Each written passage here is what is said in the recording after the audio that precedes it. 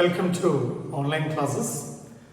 നമ്മളിന്ന് ബയോളജിയിലെ ഒന്നാമത്തെ ചാപ്റ്ററിലേക്ക് മൂവ് ചെയ്യാം.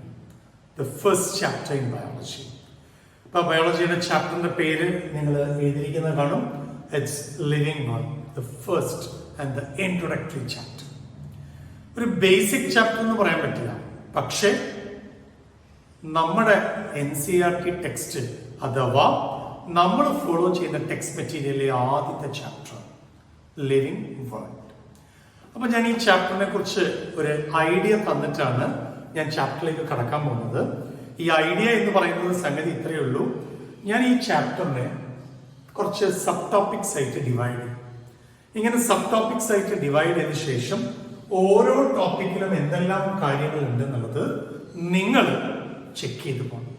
ഓക്കെ, അപ്പൊ ഈ ചാപ്റ്റർ നമ്മൾ എക്സാമിനേഷനെ സംബന്ധിച്ചിടത്തോളം അത്ര വലിയ ഇമ്പോർട്ടൻസ് ഉണ്ട് എന്ന് പറയാൻ പറ്റില്ല. ബട്ട് സ്റ്റിൽ ഓരോ ലൈനും നമുക്ക് പ്രധാനപ്പെട്ടതാണ്. So let's move to the most important എന്ന് ഞാൻ പറയുന്നില്ല, the most preliminary chapter living world. Okay, അപ്പൊ ഞാൻ ഈ ചാപ്റ്ററിന്റെ സംക്ഷിപ്ത രൂപം തരാൻ പോവാണ്. ഞാൻ അതിന് ഇങ്ങനെ കൊടുത്തു, സിനോപ്സിസ്. ഓക്കെ,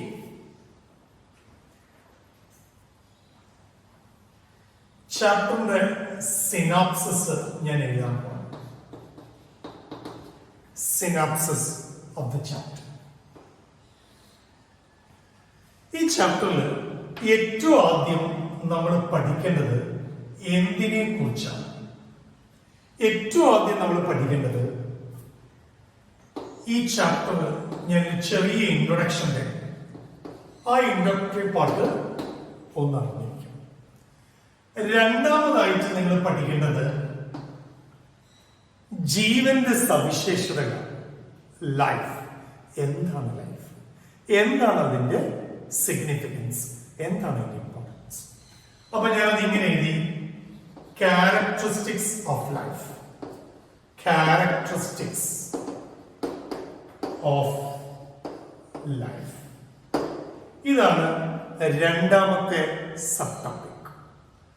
മൂന്നാമത്തെ സബ് ടോപ്പിക് ആയിട്ട് ഞാൻ എഴുതാൻ പോകുന്നത് ജീവന്റെ വൈവിധ്യമാണ്. ജീവൻ എന്താണെന്ന് ഇതിൽ നമ്മൾ പഠിച്ചു. ജീവന്റെ സവിശേഷതകൾ പഠിക്കും. ഇനി ജീവന്റെ വൈവിധ്യമാണ്. അപ്പൊ ഞാൻ ഇങ്ങനെ കൊടുത്തു, ഡൈവേഴ്സിറ്റി. ഡൈവേഴ്സിറ്റി ഓഫ് ലൈഫ്, ജീവന്റെ വൈവിധ്യം. അപ്പൊ 3 സബ് ടോപ്പിക്സ് ആയല്ലോ. നാലാമത്തെ സബ് ടോപ്പിക് എന്ന് പറയുന്നത് എങ്ങനെയാണ് ജീവന് പേരിടുന്നത്. How we will name an organism. അപ്പൊ നിങ്ങള് പണ്ട് മുതലേ പഠിച്ചു വന്നൊരു സംഗതിയുണ്ട്, നെയ്മിങ് എങ്ങനെയാണ് കൊടുത്തത്. അപ്പൊ ജീവികൾക്ക് പേരിട്ട ഒരു വ്യക്തിയുണ്ട്. അപ്പൊ നിങ്ങൾ എങ്ങനെ ആലോചിക്കരുത്, ജീവികൾക്ക് ആദ്യമായിട്ട് ആരാ പേരിട്ടത്? പണ്ട് മുതലേ പേരുകളുണ്ട്. പക്ഷെ സയന്റിഫിക് ആയിട്ട് കൊടുത്ത പേര് ഏതാണെന്ന് നോക്കോ. സയന്റിഫിക് ആയിട്ട് കൊടുത്ത പേരാണ് binomial. Binomial nomenclature. Binomial nomenclature. ഇതാണ് നമ്മുടെ നാലാമത്തെ സബ് ടോപ്പിക്. അഞ്ചാമത്തെ സബ് ടോപ്പിക് ഞാൻ ഇവിടെ എഴുതാണ്. അഞ്ചാമത്തെ സബ് ടോപ്പിക് ഈ ബൈനോമിയൽ നോമൻക്ലേച്ചറിന് എന്തെങ്കിലും ആവശ്യമുണ്ടോ? Need for binomial. Need for binomial nomenclature. അപ്പൊ 5 എണ്ണം. ഓക്കെ, സോ ഈ 5 കാര്യങ്ങൾ ആണ് നമ്മൾ ആദ്യം ഡിസ്കസ് ചെയ്യാൻ. ഇനി ടീച്ചർ പറയാൻ പോകുന്നത് ആറാമത്തെ സബ് ടോപ്പിക്കാണ്, ദ സിക്സ്ത് വൺ. ഓക്കെ, ആറാമത്തെ ടോപ്പിക് ഞാൻ ഇവിടെ എഴുതി, ദ സിക്സ്ത് വൺ. ആറാമത്തെ സബ് ടോപ്പിക്കിൽ നമ്മൾ അറിയേണ്ടത് എന്താണ് ക്ലാസിഫിക്കേഷൻ. ജീവികളെ എങ്ങനെ ക്ലാസിഫൈ ചെയ്യാം എന്നുള്ളതിനെ കുറിച്ചാണ്. ഇപ്പൊ ജീവികളെ ക്ലാസിഫൈ ചെയ്യുന്നത് അറിയണമെങ്കിൽ അതിന്റെ സയന്റിഫിക് പ്രോസസ്സ് അറിയണം. അപ്പൊ എന്താണ് അതിന്റെ സയന്റിഫിക് പ്രോസസ്? ക്ലാസിഫിക്കേഷന് കൊടുക്കുന്ന ഒരു സയന്റിഫിക് ടേം ഉണ്ട്. നിങ്ങൾ പണ്ട് മുതലേ കേട്ടുവരുന്നതാണ്, നന്നായിട്ട് അറിയുന്ന ഒരു ടേമാണ്. It's taxonomy.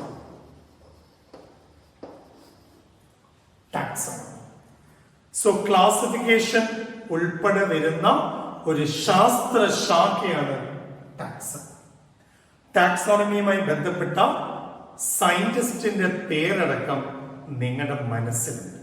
ഓക്കെ, അപ്പൊ നമ്മള് 6 പറഞ്ഞു, 7ാമത്തെ ടോപ്പിക് പറഞ്ഞു.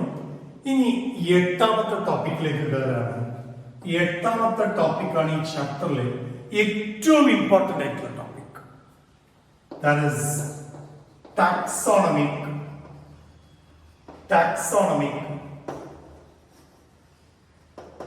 കാറ്റഗറീസ്. ടാക്സോണമി എങ്ങനെയാണ് ജീവികളെ കാറ്റഗറി ആയിട്ട് അറേഞ്ച് ചെയ്തിരിക്കുന്നത്? ഇത് നന്നായിട്ട് നിങ്ങൾക്ക് അറിയുന്ന കാര്യങ്ങളൊക്കെ തന്നെയാണ്. കിങ്ഡം, ഫൈലം, ക്ലാസ്, ഇങ്ങനെ പോകും. അവസാനം ജീനസും സ്പീഷീസും.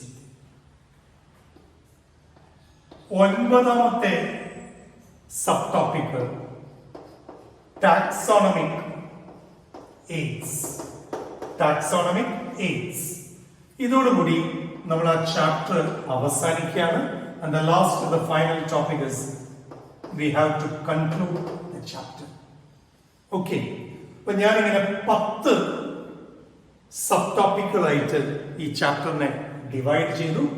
അപ്പൊ ഓരോ സെക്ഷൻസും നമ്മൾ ഇനി എടുക്കാൻ പോവാണ്. അപ്പൊ നമ്പർ നോക്കുക, 10 സബ് ടോപ്പിക്സ് അല്ലെങ്കിൽ 10 ടോപ്പിക്സ് ആണ്. അപ്പൊ ഞാനിങ്ങനെ 1 2 3 4 5 6 7 8 9 10 ഇങ്ങനെ പറയും. ഈ ഒരു ചാപ്റ്റർ വളരെ ചെറിയൊരു ചാപ്റ്ററാണ്. ബയോളജിയുടെ ബേസ് ആണ് ഞാൻ പറഞ്ഞു. ബയോളജിയുടെ ബേസ് എന്ന് പറഞ്ഞാൽ ഏറ്റവും ബേസിക് ആയിട്ടുള്ള കാര്യങ്ങൾ അറിയേണ്ട ചാപ്റ്റർ കൂടി ആണ് എന്ന് ചോദിച്ചാൽ അല്ല. ഇത് ബയോളജിയുടെ ഒരു ഔട്ട്ലൈൻ. ഓക്കെ, അപ്പൊ ഈ ഒരു ഔട്ട്ലൈൻ നമ്മൾ അറിഞ്ഞിരിക്കണം. Which is the first chapter of your text book. അപ്പൊ ഇനി നമ്മൾ പോകുന്നത് introductory പാർട്ടിലേക്കാണ്. Okay, so let's start the introductory part. നമ്മൾ ഓരോ സബ് ടോപ്പിക്സുമായിട്ട് ചെക്ക് ചെയ്യാൻ പോവാണ്. അപ്പോൾ നമ്മൾ ആദ്യത്തെ സബ് ടോപ്പിക് എടുക്കുകയാണ്, ദ ഫസ്റ്റ് സബ് ടോപ്പിക്. അപ്പോൾ നമ്മൾ ആദ്യത്തെ സെക്ഷനിലേക്ക് കയറി. ആദ്യത്തെ സെക്ഷനിൽ ഇൻട്രൊഡക്ഷൻ, ചാപ്റ്ററിനെ കുറിച്ച് ഒരു ഔട്ട്ലൈൻ നമ്മൾ ഓൾറെഡി എടുത്തു. അപ്പോൾ അതിന് ഫസ്റ്റ് പാർട്ടിലേക്ക് പോകും. അപ്പൊ ഇതിൽ നമ്മൾ ആദ്യം കേൾക്കാൻ പോകുന്ന സംഗതി എന്താണ് ലൈഫ് എന്നാണ്. ലൈഫ് ഇപ്പൊ ബോട്ടണിയെ കുറിച്ചും ബയോളജിയെ കുറിച്ചും സുവോളജിയെ കുറിച്ചും ഒക്കെ നമ്മൾ ഇൻട്രൊഡക്ടറി ക്ലാസ്സിൽ വളരെ വ്യക്തമായിട്ട് തന്നെ പറഞ്ഞിട്ടുണ്ട്. അപ്പൊ ഇനി അതിൽ ആദ്യത്തെ ചാപ്റ്ററിൽ ഇൻട്രൊഡക്ഷനിൽ നമ്മൾ ആദ്യം ലൈഫ് വെച്ച് സ്റ്റാർട്ട് ചെയ്യും. എന്താ ഈ ലൈഫ് എന്ന് ചോദിച്ചാൽ നമ്മൾ എന്ത് ആൻസർ ചെയ്യാം? ലൈഫ് എന്ന് പറഞ്ഞാൽ ഇതൊരു കണ്ടീഷൻ. എന്ത് കണ്ടീഷൻ? ഇതൊരു കണ്ടീഷനാണ്. ഇറ്റ്സ് എ കണ്ടീഷൻ എന്ത് വിച്ച് ഡിസ്റ്റിംഗ്വിഷ്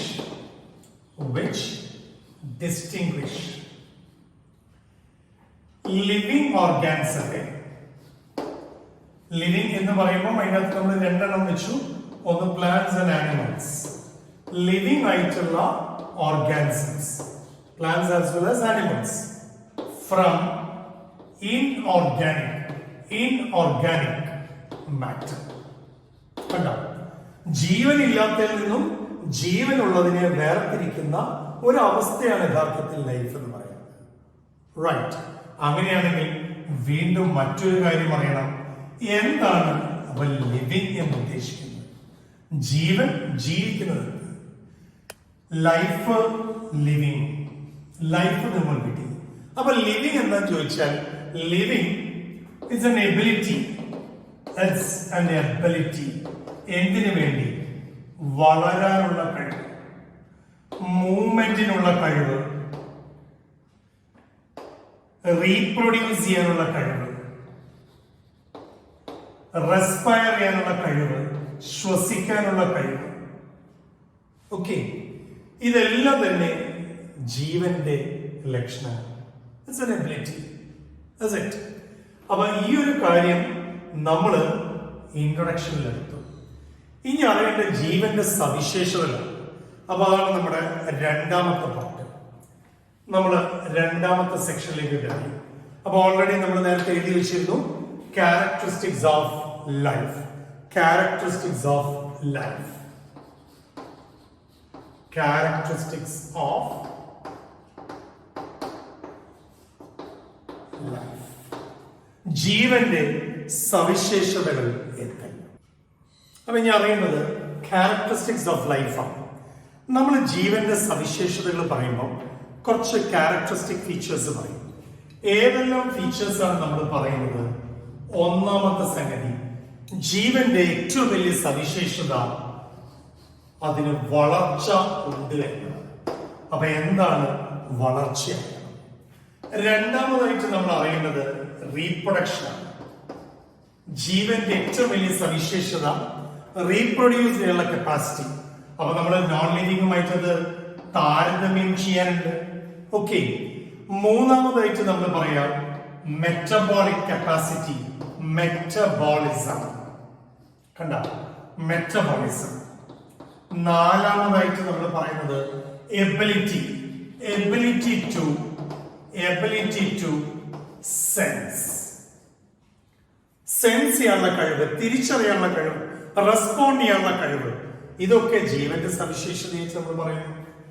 വീണ്ടും നമ്മൾ മുന്നോട്ട് പോകുമ്പോൾ മറ്റൊരു സംഗതി പറയുന്നത് ഏതാന്ന് ചോദിച്ചാൽ cellular organisation. Cellular organisation. And the last one.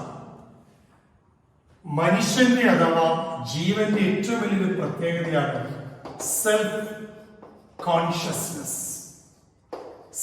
Consciousness. സ്വബോധം.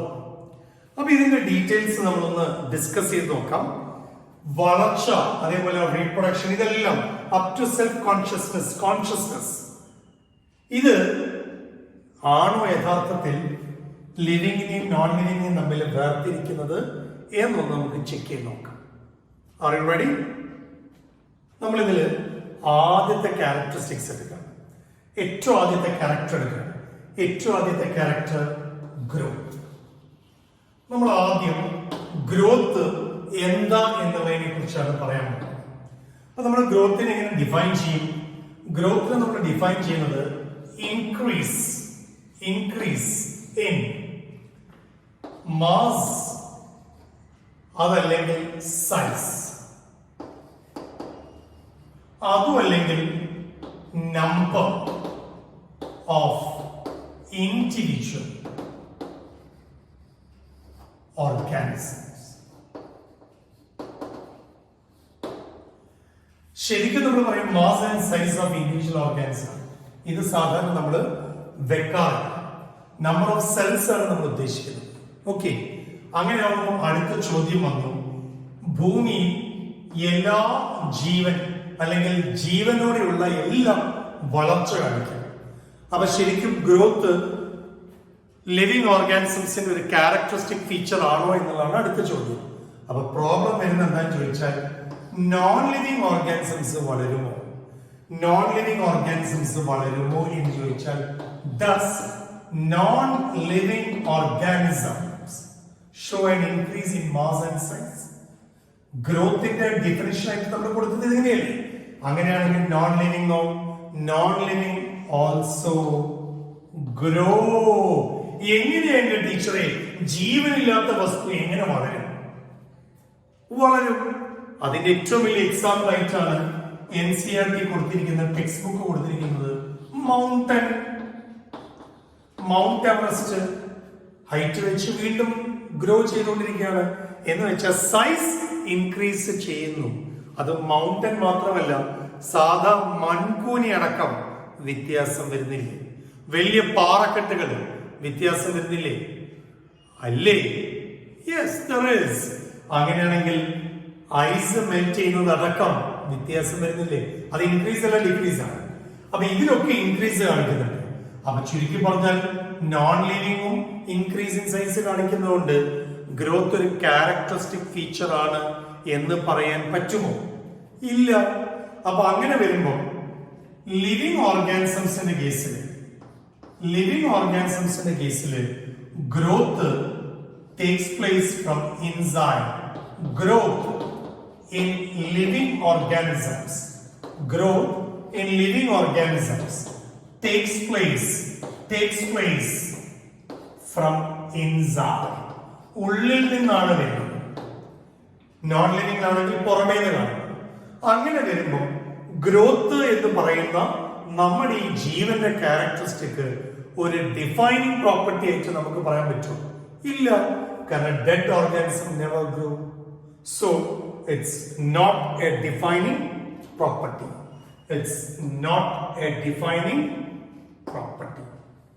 Okay. അങ്ങനെയാണെങ്കിൽ ഗ്രോത്ത് അവിടെ നിൽക്കട്ടെ. രണ്ടാമത്തെ റീപ്രൊഡക്ഷനിലേക്ക് എടുക്കാം. റീപ്രൊഡക്ഷൻ ഒരു ക്യാരക്ടറിസ്റ്റിക് ഫീച്ചർ എന്ന് പറയുന്നു. അതൊരു ഡിഫൈനിങ് പ്രോപ്പർട്ടി ആണോ നോക്കണ്ടേ? ഇനി നമ്മൾ രണ്ടാമത്തെ ഫാക്ടർ എടുക്കാം. രണ്ടാമത്തെ ഫാക്ടർ ഇസ് റീപ്രൊഡക്ഷൻ ഒരു ഡിഫൈനിങ് പ്രോപ്പർട്ടി ആണോ എന്നാണ് നമ്മൾ ഇനി നോക്കാൻ പോകുന്നത്. അപ്പൊ ആദ്യം നമ്മൾ അറിയേണ്ടത് എന്താണ് റീപ്രൊഡക്ഷൻ എന്ന് ചോദിച്ചാൽ നമ്മൾ പറയും എന്താ റീപ്രൊഡക്ഷന്റെ ഡെഫിനിഷൻ ആയിട്ട് നമ്മൾ പറയാം ഫോർമേഷൻ ഓഫ് ന്യൂ ഇൻഡിവിജ്വൽസ്.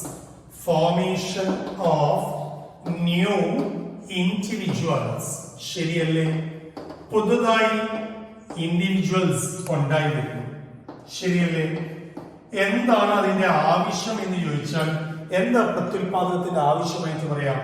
നമ്മൾ പറയും സ്പീഷീസിന്റെ നിലനിൽപ്പ്, പെർപെച്വേഷൻ എന്ന് പറഞ്ഞാൽ എന്താ? നിലനിൽപ്പ്. പെർപെച്വേഷൻ ഓഫ് സ്പീഷീസ്. ഒരു പ്രത്യേക തരത്തിലുള്ള ജാതി അല്ലെങ്കിൽ ജീവിതം നിലനിൽക്കാൻ വേണ്ടിയിട്ടാണ് റീപ്രൊഡക്ഷൻ നടത്തുന്നത്. അങ്ങനെയാണെങ്കിൽ നമ്മൾ പഠിച്ചു പോയ കുറച്ച് ഓർഗാനിസംസിനെ ആലോചിച്ച് നോക്ക്. നമ്മൾ പഠിച്ചുപോയ ഓർഗാനിസംസ് ബാക്ടീരിയ റീപ്രൊഡ്യൂസ് ചെയ്യും. ഏറ്റവും കോമൺ ആയിട്ട് എങ്ങനെയാണ് റീപ്രൊഡ്യൂസ് ചെയ്യുക? Binary fission. അങ്ങനെയാണെങ്കിൽ നമ്മൾ പിന്നെ പഠിച്ചുപോയ ആൾക്കാരല്ലേ അമീബ സാധാരണ പോലെ ബൈനറി മൾട്ടിപ്പിൾ ഫിഷൻ കാണിക്കുന്നില്ലേ? ഫംഗസ്. അപ്പൊ ഇത് രണ്ടും നോക്കൂ. ഇത് രണ്ടും എങ്ങനെയെന്ന് ചോദിച്ചാൽ ഇറ്റ്സ് ഫിഷൻ. മുറിഞ്ഞ് രണ്ട് കഷ്ണമായി മാറി വീണ്ടും ഉണ്ടായി വരുന്നു. ഫംഗസ് എങ്ങനെയാന്ന് ചോദിച്ചാൽ ഫംഗസ് എസെക്ഷൽ ആയിട്ടാണ്. സ്പോറുകൾ ചോക്കിന്റെ പൊടി പോലെ സ്പോറുകൾ വഴിയാണ്. അങ്ങനെയാണെങ്കിൽ ചെടികളുടെ കേസും ആനിമൽസിന്റെ കേസും എടുത്ത് പ്ലാന്റ്സ് ആൻഡ് ആനിമൽസ്. നമ്മളും ചെടികളൊക്കെ എങ്ങനെയാന്ന് ചോദിച്ചാൽ സെക്ഷൽ ആയിട്ടല്ലേ റീപ്രൊഡ്യൂസ് ചെയ്യുന്നത്? നമ്മൾ രണ്ടുപേരും പ്ലാന്റ്സും ആനിമൽസ് ആണെങ്കിലും സെക്ഷൽ ആയിട്ട് റീപ്രൊഡ്യൂസ് ചെയ്യും. അപ്പൊ ഇതൊക്കെ റീപ്രൊഡക്ഷൻ എന്ന് പറയുന്നത് ഒരു ജീവന്റെ ഒരു ക്യാരക്ടറിസ്റ്റിക് ഫീച്ചറാണ് തത്വത്തിൽ അംഗീകരിക്കുന്നത്. ഓക്കെ. നോൺ ലിവിങ്ങിന് പ്രത്യുൽപാദന ശേഷിയില്ല. അപ്പൊ ഒരു ഡിഫൈനിങ് പ്രോപ്പർട്ടി ആയിട്ട് എടുക്കട്ടെ എന്ന് ചോദിച്ചാൽ അവിടെയും പ്രശ്നങ്ങൾ സ്റ്റാർട്ട് ചെയ്തു. എങ്ങനെ? നമ്മൾ കേട്ടിട്ടുണ്ടോ എന്ന് ആലോചിക്കുക. മ്യൂൾ, കോവർ കഴുതയും കുതിരയും തമ്മിലുള്ള ക്രോസിൽ ഉണ്ടായതാണ് മ്യൂൾ. അച്ഛൻ കഴുതിയാണ്, അമ്മ കുതിരയാണ്. ഇവന് പ്രത്യുൽപാദന ശേഷിയില്ല. ഈ പ്രത്യുൽപാദന ശേഷി ഇല്ലാത്തവരെ സ്റ്റെറൈൽ എന്ന് നമ്മൾ വിളിക്കും. പല ഇൻസെക്ട്സ് ഉണ്ട് സ്റ്റെറൈൽ ആയിട്ടുള്ള ഒരുപാട് ഓർഗാനിസംസ് ഉണ്ട്. അതുപോലെ തന്നെ നിങ്ങൾ കേട്ടിട്ടുണ്ടാവും മനുഷ്യരുടെ ഇടയിൽ തന്നെ പ്രത്യുൽപാദന ശേഷി ഇല്ലാത്തവരുണ്ട്. അപ്പൊ അങ്ങനെ നോക്കുകയാണെങ്കിൽ ജീവന്റെ ഏറ്റവും ഒരു ഡിഫൈനിങ് ഫീച്ചറാണ് റീപ്രൊഡക്ഷൻ എന്ന് പറയാൻ പറ്റുമോ? വീണ്ടും പ്രതിസന്ധിയായില്ലേ? എന്തായാലും ഇതൊരു ക്യാരക്ടറാണ്. ഷോസ് ലിവിങ് ഓർഗാനിസംസ് ആണ് മെയിൻലി കാണിക്കുന്നത്. പക്ഷെ ലിവിങ്ങിൽ തന്നെ റീപ്രൊഡ്യൂസ് ചെയ്യാത്തവരുണ്ട്. ഈ നോൺ ലിവിങ്ങിന്റെ കേസ് എടുക്കാം. നോൺ ലിവിങ്ങിൽ തന്നെ നിങ്ങൾ തന്നെ ആലോചിച്ച് നോക്കൂ. മേഘങ്ങൾ ബ്രേക്ക് ചെയ്ത് പോലെ. അങ്ങനെ നോക്കുകയാണെങ്കിൽ ബൗൾഡേഴ്സ് ബ്രേക്ക് ചെയ്ത് പീസുകളായിട്ട് മാറുന്നില്ലേ? അപ്പൊ ഇങ്ങനെ കഷ്ണങ്ങളായിട്ട് മാറുകയാണെങ്കിൽ അവരും റിപ്ലിക്കേറ്റ് ചെയ്യുന്നില്ലേ? റിപ്ലിക്കേറ്റ് മീൻസ് ബാക്ടീരിയ കാണിക്കുന്ന റീപ്രൊഡക്ഷൻ എന്ന് പറഞ്ഞാൽ എന്താ? ഒരെണ്ണം രണ്ടെണ്ണായി, 2 4ആയി, 4 8ആയി. അതല്ലേ റിപ്ലിക്കേഷൻ, അതല്ലേ ഇതിന്റെ റീപ്രൊഡക്ഷൻ. അപ്പൊ അങ്ങനെ നോൺ ലിവിംഗിലെ ചിലതും കാണിക്കുന്നില്ലേ, ബ്രേക്ക് ചെയ്ത് പീസസ് ആവുന്നത്. അപ്പൊ അങ്ങനെ വരുമ്പം അതും ഒരു ഡിഫൈനിങ് പ്രോപ്പർട്ടി ആയിട്ട് നമുക്ക് കൺസിഡർ ചെയ്യാൻ പറ്റുമെന്ന് ചോദിച്ചാൽ it's also not an exclusive defining property of life. ഇനി മൂന്നാമത്തേലേക്കാണ് നമ്മൾ പോകുന്നത്, മെറ്റബോളിസം. ഇനി നമ്മൾ അടുത്ത മെറ്റബോളിസത്തിലേക്ക് എത്തി. അങ്ങനെയാണെങ്കിൽ മൂന്നാമതായിട്ട് നമ്മൾ പറയുന്ന ക്യാരക്ടറിസ്റ്റിക് ഫീച്ചറാണ് മെറ്റബോളിസം. മലയാളത്തിൽ ഉപാപചയ പ്രവർത്തനങ്ങൾ എന്ന് വിളിക്കുന്ന മെറ്റബോളിക് ആക്ടിവിറ്റി, മറ്റൊരു പേരിലും പറയാം വൈറ്റൽ ആക്ടിവിറ്റി, ജീവന്റെ ഏറ്റവും വലിയ സവിശേഷതയായിട്ട് പറയുന്ന ഒരു സംഗതിയാണ് മെറ്റബോളിസം. അപ്പൊ ഇതെങ്ങനെ ഡിഫൈൻ ചെയ്യാം എന്ന് ചോദിച്ചാൽ sum total of all chemical reactions, sum total of all chemical reactions occur in biological process. നോക്കൂ, ഇതാണ് മെറ്റബോളിസത്തിന്റെ ഡെഫിനിഷൻ ആയിട്ട് നമ്മൾ പറയുന്നത്. ഏതൊരു ജീവന്റെ ഉള്ളിലും നടക്കുന്ന മൊത്തം രാസപ്രവർത്തനങ്ങളെ വിളിക്കുന്ന പേരാണ് മെറ്റബോളിസം. ഓക്കെ, ഈ മെറ്റബോളിസം നിങ്ങൾ പഠിക്കുമ്പോൾ രണ്ട് കാര്യങ്ങൾ പഠിക്കണം. എന്താ രണ്ട് കാര്യങ്ങൾ? ഏതാണ് രണ്ട് കാര്യങ്ങൾ? മെറ്റബോളിസത്തിനെ നമ്മൾ രണ്ട് തരത്തിൽ പറയാറുണ്ട്. ഏതാണ്? ഏറ്റവും ആദ്യം നമ്മൾ പറയുന്നത് അനബോളിസം. മറ്റൊരു എണ്ണമാണ് കാറ്റബോളിസം. മെറ്റബോളിസത്തിൽ തന്നെ രണ്ടാമത് പറയുന്നതാണ് കാറ്റബോളിസം. ഇങ്ങനെ ഉപാപചയ പ്രവർത്തനങ്ങളെ മെറ്റബോളിസത്തെ അനബോളിസം, കാറ്റബോളിസം ആയിട്ട് നമ്മൾ ഡിവൈഡ് ചെയ്തു. അതിൽ അനബോളിസം നമ്മൾ എടുത്തു.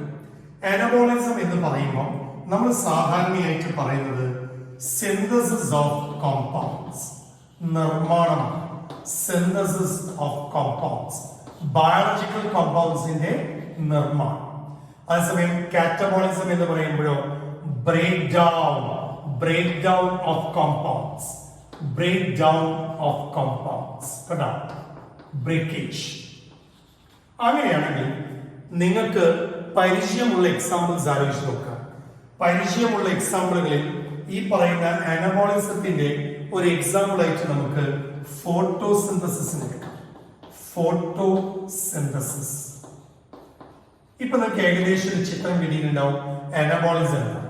ഇനി ഇതും കൂടെ കേട്ടാൽ അത് പൂർണ്ണമാവും റെസ്പിറേഷൻ, ശ്വസന പ്രക്രിയ. എന്നിട്ടും കിട്ടിയില്ലെങ്കിൽ നിങ്ങൾ ഇങ്ങനെ ആലോചിച്ചാൽ മതി. അനബോളിസം ഇനി ഒരിക്കലും മറന്നു പോകാതിരിക്കാൻ വേണ്ടിയിട്ട് ഇങ്ങനെ ആലോചിക്കാം. അനബോളിസം ആനയാക്കി മാറ്റാം. ചെറിയ ചെറിയ മോളിക്യൂൾസ്, കോമ്പൗണ്ട്സ് ഉപയോഗിച്ച് വലിയൊരു കോമ്പൗണ്ട് കൺസ്ട്രക്ട് ചെയ്യാം. അതാണ് അനബോളിസം. ഇപ്പൊ ഫോട്ടോസിന്തസിസ്, പ്രകാശ സംശ്ലേഷണം എന്ന് പറയുന്നത് എന്താ? ലൈറ്റ്, വാട്ടർ ഉപയോഗിച്ച് ക്ലോറോഫിലിൽ വെച്ച് ഗ്ലൂക്കോസ് കൺസ്ട്രക്ട് ചെയ്യുന്നില്ലേ? ഇപ്പൊ കാർബൺ, ഹൈഡ്രജൻ ഒക്കെ കൂടിയിട്ട് ഓക്സിജൻ കൂടിയിട്ട് ഉണ്ടാക്കുന്നില്ലേ ഗ്ലൂക്കോസ്? അത് photosynthesis is an example for anabolism, synthesis of A compound. അതേസമയം കാറ്റബോളിസം നോക്ക്. കാറ്റബോളിസം എന്ന് പറയുന്നത് ബ്രേക്ക് ഡൗൺ ഓഫ് കോമ്പൗണ്ട്സ്. ഈ ശ്വസന പ്രക്രിയയിൽ നമ്മൾ ഓക്സിജൻ എടുത്തു. ശ്വസന പ്രക്രിയയിൽ എടുക്കുന്ന ഓക്സിജൻ എന്താ സംഭവിക്കുക? നമ്മുടെ ശരീരത്തിന്റെ ഉള്ളിലേക്ക് ചെന്ന് നമ്മൾ കഴിച്ച് ദഹിച്ച് വെച്ചിരിക്കുന്ന ഭക്ഷണ പദാർത്ഥങ്ങളെ ബ്രേക്ക് ചെയ്യാൻ, ഓക്സിഡേഷൻ. ശരിയല്ലേ? അതല്ലേ യഥാർത്ഥത്തിൽ റെസ്പിറേഷൻ എന്ന് വിളിക്കുന്നത്. അപ്പൊ കാറ്റബോളിസവും അനബോളിസവും തമ്മിലുള്ള ബേസിക് ഡിഫറൻസ് അറിയാം. ഇത് മെറ്റബോളിസത്തിൽ വരുന്നതാണ്. ഇനി രണ്ടും കൂടി ഒന്നിച്ച് വിളിക്കുന്ന ഒരു പേരുണ്ട്. അത് നിങ്ങളുടെ ബുക്കിലില്ല, പക്ഷെ കേൾക്കുക. ബുക്കിലുണ്ടോ എന്ന് ചോദിച്ചാലുണ്ട്. അവസാന ഭാഗത്താണ് ആംഫിബോളിസം എന്നും വിളിക്കാം. ആംഫിബോളിസം രണ്ടും ഒന്നിച്ച് കാണാനാണ്. മെറ്റബോളിസത്തിന് രണ്ട് കാര്യങ്ങളാണ്. രണ്ടും ഒന്നിച്ച് കാണുകയാണെങ്കിൽ ആംഫിബോളിസം എന്ന് വിളിക്കും. ഓക്കെ, അങ്ങനെയാണെങ്കിൽ ഈ മെറ്റബോളിസം എന്ന് പറയുന്ന ഈ ഒരു ഫീച്ചർ ഇത് നോൺ ലിവിങ് കാണിക്കും. ഇങ്ങനൊരു സെല്ലുലാർ ആക്ടിവിറ്റി ഓർഗനൈസ്ഡ് ആയിട്ടുള്ള, ഇപ്പൊ മെറ്റബോളിസത്തിൽ വരുന്ന ഒരു സംഗതിയാണ് ഈ സെല്ലുലാർ ഓർഗനൈസേഷൻ എന്ന് പറയുന്നത്. അപ്പൊ ഈ ഒരു ആക്ടിവിറ്റി എന്ന് പറയുന്നത് യഥാർത്ഥത്തിൽ നോൺ ലിവിങ്ങിന് അങ്ങനെ ഒരു കപ്പാസിറ്റി ഉണ്ടോ? ഇല്ല. അപ്പൊ ചുരുക്കി പറഞ്ഞാൽ മെറ്റബോളിസത്തിൽ വരുന്ന ഈ കാര്യങ്ങളെല്ലാം തന്നെ ജീവന്റെ ഒരു എക്സ്ക്ലൂസീവ് പ്രോപ്പർട്ടി ആണെന്ന് വേണമെങ്കിൽ പറഞ്ഞുകൂടെ? പറയാം. അങ്ങനെയാണെങ്കിൽ ഇവര് പറയുന്നു cellular organisation is a defining property of life. Is it okay? അങ്ങനെയാണെങ്കിൽ ഇനി നമ്മൾ അറിയേണ്ടത് ഈ പറയുന്ന എബിലിറ്റി ടു സെൻസ് ചെയ്യാന്ന് പറഞ്ഞാൽ എന്താ? റെസ്പോണ്ട് ചെയ്യാം. Okay, response. അപ്പൊ ആ റെസ്പോൺസിൽ എന്താ പ്രത്യേകത? സോ സെൻസ് ചെയ്യുക എന്ന് പറയുമ്പോൾ മനുഷ്യന്റെ മാത്രമല്ല ഏതൊരു ലിവിങ് ഓർഗാനിസത്തിന്റെയും ഒരു പെക്യുലർ ഫീച്ചറാണ് എബിലിറ്റി ടു സെൻസ് അല്ലെങ്കിൽ ability to response to the external environment. അതായത് ചുറ്റുപാടിനോട് പ്രതികരിക്കാനുള്ള കഴിവ്. ചുറ്റുപാടുകൾ എന്ന് പറയുമ്പോൾ ലൈറ്റിനോടുള്ള പ്രതികരണം, വെള്ളത്തോടാണ്, ചൂടിനോട് ടെമ്പറേച്ചറിനോടാണ്, മണ്ണിനോട് ചെടി കാണിക്കുന്ന പ്രതികരണം. ഇതൊക്കെ ജീവന്റെ ഏറ്റവും വലിയ അടയാളങ്ങളാണ്. ശരിയല്ലേ? നോൺ ലിവിങ്ങിന് അങ്ങനെ ഒരു കപ്പാസിറ്റി ഉണ്ടോ എന്ന് ചോദിച്ചാൽ ഇല്ല എന്ന് വേണമെങ്കിൽ പറയാം. ഓക്കെ, നോൺ ലിവിങ്ങിന് അങ്ങനെ ഒരു കഴിവുണ്ടോ എന്ന് ചോദിച്ചാൽ ഇല്ല. ഓക്കെ, അങ്ങനെയാണെങ്കിൽ ഈ സെൽഫ് കോൺഷ്യസ്നെസ് എന്ന് പറയുന്ന സ്വന്തമായിട്ടുള്ള ബോധം, സ്വബോധം മനുഷ്യരടങ്ങുന്ന ലിവിങ് ഓർഗാനിസംസിനെ ഉള്ളൂ എന്നാണ് പറയപ്പെടുന്നത്. പക്ഷെ സ്റ്റിൽ അവിടെയും പ്രോബ്ലംസ് ഉണ്ട്. കോമ സ്റ്റേജിൽ കിടക്കുന്ന ഒരു മനുഷ്യനെ സംബന്ധിച്ചിടത്തോളം ഈസ് ബ്രെയിൻ ഡെത്തിലേക്ക് പോയിക്കൊണ്ടിരിക്കുകയാണ്. സ്വന്തമായി തീരുമാനമെടുക്കാനുള്ള കഴിവുണ്ടോ? ഇല്ല. റെസ്പോണ്ട് ചെയ്യാനുള്ള കഴിവുണ്ടോ? ഇല്ല. അവിടെയും പ്രോബ്ലംസ് ആയി. അങ്ങനെയാണെങ്കിൽ പേസ് മേക്കറിന്റെ സഹായത്തോടെ ജീവിക്കുന്ന ഹാർട്ട് ഫെയിലുള്ളവര്, കിഡ്നി ഫെയിലുള്ളവര്, അങ്ങനെയൊക്കെ നോക്കുമ്പോൾ അവിടെയും പ്രോബ്ലംസ് ഉണ്ട്. എങ്ങനെയായാലും സെല്ലുലാർ ഓർഗനൈസേഷനും അതേപോലെ തന്നെ ഈ സെൽഫ് കോൺഷ്യസ്നെസ്സുമാണ്, ഈ രണ്ട് ഫീച്ചേഴ്സ് ആണ് ഏറ്റവും എക്സ്ക്ലൂസീവ് ആയിട്ടുള്ള ഡിഫൈനിങ് പ്രോപ്പർട്ടി ആയിട്ട് നമ്മുടെ ബുക്ക് നമുക്ക് പറഞ്ഞു തന്നിരിക്കുന്നത്. Is it okay? Is it clear? നമ്മൾ ഇനി വരുന്നത് അടുത്ത പാർട്ടിലേക്കാണ്. അപ്പൊ നമ്മൾ രണ്ടാമത്തെ സെക്ഷൻ കഴിഞ്ഞു. ഇനി മൂന്നാമത്തെ സെക്ഷനാണ്. ഏതാ മൂന്നാമത്തെ സെക്ഷൻ? ബയോഡൈവേഴ്സിറ്റി ആയിട്ടാണ് നമ്മൾ ഇനി അടുത്തത് വരുന്നത്. ഓക്കെ.